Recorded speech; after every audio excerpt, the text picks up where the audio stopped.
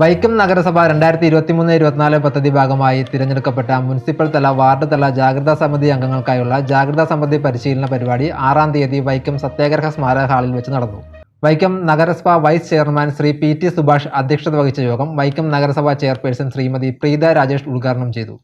നഗരസഭാ സ്ഥിരം സമിതി ചെയർമാൻമാരായ ശ്രീ N അയ്യപ്പൻ, ശ്രീമതി സിന്ധു സജീവൻ, കൗൺസിലർമാരായ Shri B Chandrasekharan, Shrimati Indiradevi, Renuka Ratheesh, Lekha Ashokan, Abraham Pazhayakadavan, Ashokan Vellaveli, AC Maniyamma, നഗരസഭാ secretary Shrimati Soumya Gopalakrishnan, ICDS supervisor Sreemol എന്നിവർ പ്രസംഗിച്ചു. Legal counsellor advocate Dhanya KG, family counsellor Shrimati Rekha Jinachandran, civil excise officer Shri Deepesh തുടങ്ങിയവർ ജാഗ്രതാ സമിതി അംഗങ്ങൾക്കായുള്ള ക്ലാസുകൾ നയിച്ചു.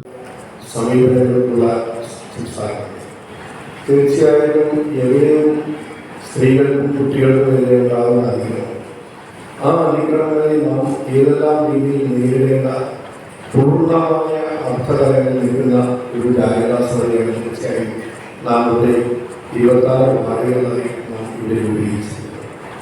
നമുക്ക് മറ്റ് നഗരങ്ങളിൽ നിന്ന് വ്യത്യസ്തമായി ഏതാണ്ട് 22,000-ഓളം ആളുകൾ അധിവസിക്കുന്ന ഈ ക്ഷേത്രനഗരം തീർച്ചയായും നമ്മൾ പരസ്പരം എല്ലാവരും തന്നെ അങ്ങോട്ടും ഇങ്ങോട്ടും അറിയുന്ന ഒരു നഗരത്തിൽപ്പെടുന്നതാണ്.